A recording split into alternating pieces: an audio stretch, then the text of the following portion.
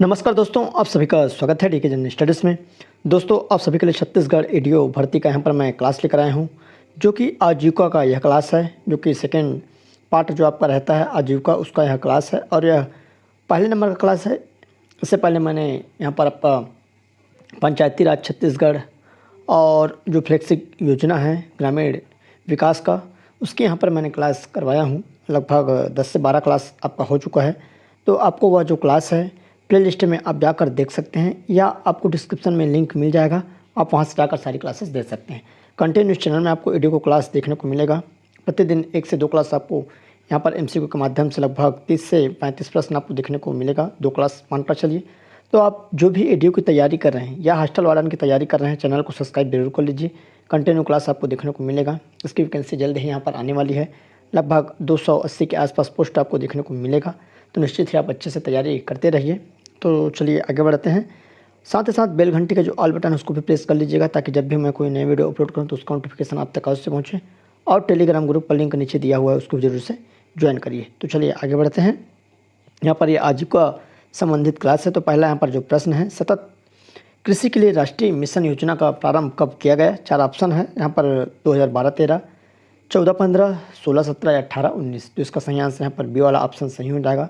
सतत कृषि के लिए राष्ट्रीय मिशन योजना का जो प्रारंभ किया गया था 2014-15 में किया गया था। दूसरा प्रश्न है, निम्नलिखित में कौन सा घटक NMSA में शामिल नहीं है? यह योजना का नाम है जिसमें कृषि वानिकी उप मिशन, मृदा स्वास्थ्य प्रबंधन, राष्ट्रीय बांस मिशन या इनमें से कोई नहीं। तो इसका जो करेक्ट आंसर हो जाएगा डी हो जाएगा, इनमें से कोई नहीं। अगला प्रश्न है तीसरा नंबर, हरित क्रांति का विस्तार राज्य के कितने जिलों में किया गया है? तो बलरामपुर, जांजगीर चांपा, गरियाबंद, कोंडागांव, बालोद। उट में ऑप्शन दिया है, तो इसमें आंसर बतानी है। तो उसका सही आंसर यहाँ पर सी हो जाएगा। आपका 1, 2, 3, 4, 5 सभी यहाँ पर हरित क्रांति विस्तार राज्य के जिलों में, इन सभी जिलों में हुआ है। अगला क्वेश्चन है, हरित क्रांति का विस्तार राज्य के कितने जिलों में किया गया है? तो यहाँ पर 14, 27, 28, 32। तो इसका सही आंसर यहाँ पर 14 हो जाएगा। छत्तीसगढ़ के जो 14 जिले हैं वहाँ पर हरित क्रांति का विस्तार किया गया है। दोस्तों, आपको एडीओ या हॉस्टल वार्डन से संबंधित जो भी डाउट्स हो सिलेबस से या फिर उम्र से, तो नीचे आपको वीडियो मिल जाएगा डिस्क्रिप्शन में, वहाँ से आप जाकर देख सकते हैं। पुराने जो ओल्ड पेपर है आपको एडीओ का, हॉस्टल वार्डन का, दोनों का आपको देखने को मिल जाएगा। तो आप चैनल में जाकर देख सकते हैं, प्लेलिस्ट अलग से मैंने बना दिया हूँ। अगला क्वेश्चन है 5वां नंबर, निम्नलिखित में से भूमि पर उच्च जनसंख्या दबाव के क्षेत्र में किस प्रकार की खेती की जाती है? व्यापक निर्वाह खेती, गहन निर्वाह खेती, व्यावसायिक खेती या आदिम निर्वाह खेती। इंपॉर्टेंट प्रश्न है। तो इसका सही आंसर यहाँ पर बी हो जाएगा, गहन निर्वाह खेती। अगला है, व्यावसायिक खेती के अंतर्गत निम्न में से कौन सी खेती में सम्मिलित नहीं है? तो मिश्रित खेती, वृक्षारोपण कृषि, अनाज कृषि या इनमें से कोई नहीं। तो इसका सही आंसर यहाँ पर डी हो जाएगा, इनमें से कोई नहीं। अगला प्रश्न है 7वां नंबर, एक ऐसी भूसंपत्ति जहाँ बिक्री के लिए एक नकदी फसल उगाई जाती है, उसे किस प्रकार की खेती कहा जाता है? तो यहाँ पर बागवानी खेती है, मिश्रित खेती, झूम खेती या उपयुक्त सभी। तो इसका सही आंसर यहाँ पर बागवानी खेती हो जाएगा, ए वाला ऑप्शन सही हो जाएगा। अगला प्रश्न है, रोपण एक प्रकार की कृषि है जहाँ चाय, कॉफ़ी, गन्ना, काजू, कपास की एक ही फसल उगाई जाती है। वाणिज्यिक कृषि, व्यावसायिक कृषि, स्थानांतरण कृषि या इनमें से कोई नहीं। तो इसका सही आंसर व्यावसायिक यहाँ पर कृषि हो जाएगा, जिसमें आप गन्ना को जानते हैं, कॉफ़ी को और काजू को, ये सभी व्यावसायिक कृषि है। अगला प्रश्न है, विश्व में गन्ना का दूसरा सबसे बड़ा उत्पादक देश कौन सा है? आप सभी को मालूम भी होगा, चीन, भारत और आपका फ्रांस, स्वीडन। तो इसका सही आंसर यहाँ पर भारत हो जाएगा, सी वाला ऑप्शन सही हो जाएगा।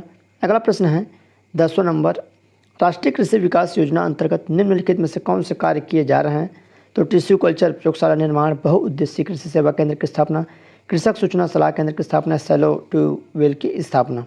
कूट में ऑप्शन है 1, 2, 3, 1, 2, 3, 4, 2, 3, 4, 5, इनमें से कोई नहीं। तो 10 का करेक्ट आंसर यहाँ पर बी हो जाएगा, 1, 2, 3, 4, 5, 4, यहाँ पर चारों सही हैं। जितने भी मैं प्रश्न करा रहा हूँ काफ़ी महत्वपूर्ण है, आईएमपी आपको एग्जाम में 100% यहाँ से प्रश्न आएंगे। तो निश्चित है आप तैयारी अच्छे से करिए, जी जान से करिए। अगला प्रश्न है 11वां नंबर, सतत कृषि के लिए राष्ट्रीय मिशन का उद्देश्य है?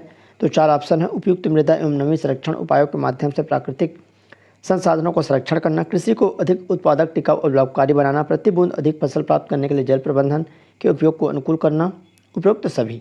तो इसका सही आंसर यहाँ पर डी हो जाएगा, उपयुक्त सभी हो जाएगा। सतत कृषि के लिए जो राष्ट्रीय मिशन का उद्देश्य है, ये सभी यहाँ पर हो जाएंगे। अगला प्रश्न है जो कि 12वें नंबर का क्वेश्चन है,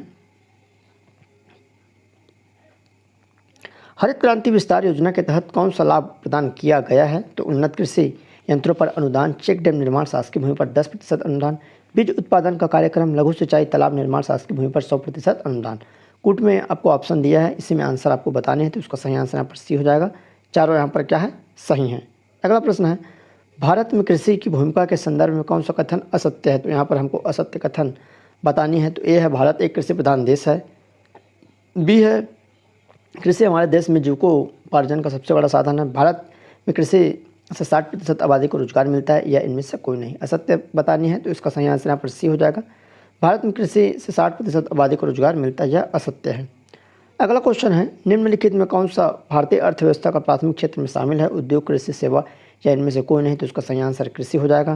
नेक्स्ट क्वेश्चन है, राष्ट्रीय जैविक खेती केंद्र निम्न में से कहाँ स्थित है? चेन्नई, दिल्ली, महाराष्ट्र, गाजियाबाद।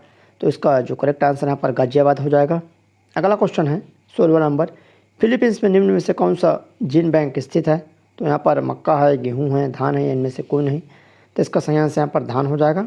अगला प्रश्न, प्रत्येक वस्तु इंतजार कर सकती है लेकिन कृषि नहीं, उपयुक्त कथन का श्रेय दिया जाता है? तो जवाहरलाल नेहरू को, महात्मा गांधी, जगजीवन राम, या इनमें से कोई नहीं। तो उसका सही आंसर जवाहरलाल नेहरू हो जाएगा। यह कथन किसका है? जवाहरलाल नेहरू को। नेक्स्ट क्वेश्चन है, राष्ट्रीय हार्टिकल्चर मिशन किस पंचवर्षीय योजना में आरंभ किया गया? 5वीं पंचवर्षीय योजना, 11वीं, 10वीं, या इनमें से कोई नहीं। तो इसका सही आंसर यहाँ पर सी हो जाएगा। 10वीं पंचवर्षीय योजना में राष्ट्रीय हार्टिकल्चर मिशन किस यहाँ पर शुरुआत की गई थी। NRLM के बारे में कौन सा कथन सत्य नहीं है? तो NRLM ग्रामीण विकास मंत्रालय के अधीन आता है। इसकी शुरुआत 2010 में हुआ था। NRLM में 10 से 20 महिला समूह होता है। स्व सहायता समूह के द्वारा रोजगार के प्रति बढ़ावा देना, तो सत्य नहीं है, बतानी है। तो इसका सही आंसर यहाँ पर बी हो जाएगा। इसकी शुरुआत 2010 में हुई थी, यह गलत है। अगला, निम्न में से कौन सा युग्म सुमेलित नहीं है? गलत युग्म को यहाँ पर हमको बतानी है। जो जोत का आकार है बृहद, लघु, मध्यम, हेक्टेयर में दिया हुआ है, तो कौन सा सही नहीं है? तो इसका सही आंसर यहाँ पर बी हो जाएगा, लघु। 1 से 0 हेक्टेयर कम, ये सही नहीं है, बाकी आपका सभी सही हैं। राष्ट्रीय ग्रामीण आजीविका मिशन का प्रारंभ कब किया गया? जून 2012, 2011, जून 2009, जून 2005। तो इसका सही आंसर जून 2011 हो जाएगा, जब राष्ट्रीय ग्रामीण आजीविका मिशन प्रारंभ किया गया था। अगला क्वेश्चन है, निम्नलिखित में कौन सा NRLM का उद्देश्य नहीं है? तो ग्रामीण BPL युवाओं के लिए रोजगार उपलब्ध कराना, समुदाय आधारित समूहों के लिए सूक्ष्म उद्योगों का विकास, कृषि का उत्पादन बढ़ाना, या इनमें से कोई नहीं। तो इसका सही आंसर सी हो जाएगा, कृषि का उत्पादन बढ़ाना इसकी उद्देश्य नहीं है, इसका उद्देश्य नहीं है। अगला है, किस योजना के अंतर्गत 10 लाख कुओं का निर्माण का प्रावधान है? GKY, सीतरा, या MWS, या इनमें से कोई नहीं। तो इसका सही आंसर यहाँ पर MWS हो जाएगा, सी वाला ऑप्शन करेक्ट हो जाएगा।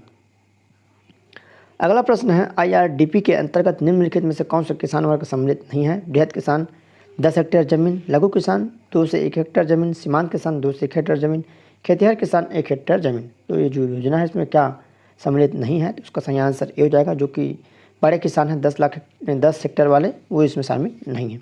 अगला है, निम्नलिखित में से कौन भारत की कृषि निर्यात की सर्वाधिक मूल्यवान वस्तु है? मक्का, चावल, गेहूँ, या इनमें से कोई नहीं। तो उसका सही आंसर चावल हो जाएगा, जो कि सर्वाधिक निर्यात वाला जो मूल्यवान वस्तु है।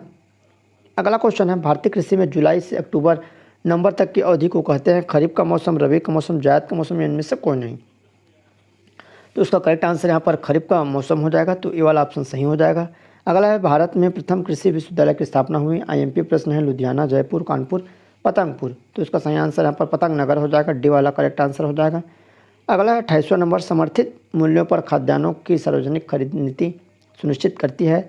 तो ये ऑप्शन है, कृषि मूल्यों में स्थिरता, कृषकों को प्रेरणादायक मूल्य, सार्वजनिक वितरण के लिए खाद्यान्न भंडार, उपयुक्त सभी।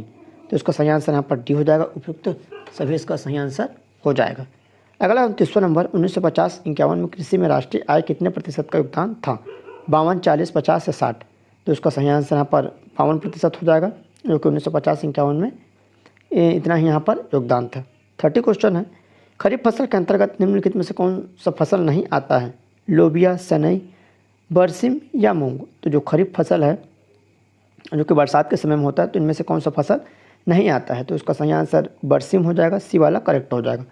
दोस्तों कंटिन्यू आप सभी के लिए यहाँ पर सिलेबस वाइज क्वेश्चन आपके आते रहेंगे, तो निश्चित ही आप चैनल से जुड़ जाइए, चैनल को सब्सक्राइब कर लीजिए। जो भी यूट्यूब तैयारी कर रहे हैं हॉस्टल वार्डन या पीएससी व्यापम जिसकी भी तैयारी कर रहे हैं। साथ ही साथ इस चैनल पर आपको गवर्नमेंट जॉब की जानकारी भी दी जाती है लेटेस्ट समय पर। तो चैनल को आप सब्सक्राइब कर लीजिए, साथ ही साथ बेल घंटे के बटन को भी प्रेस करना ना भूलिए, तभी आप तक नोटिफिकेशन पहुँच पाएगा। तो चलिए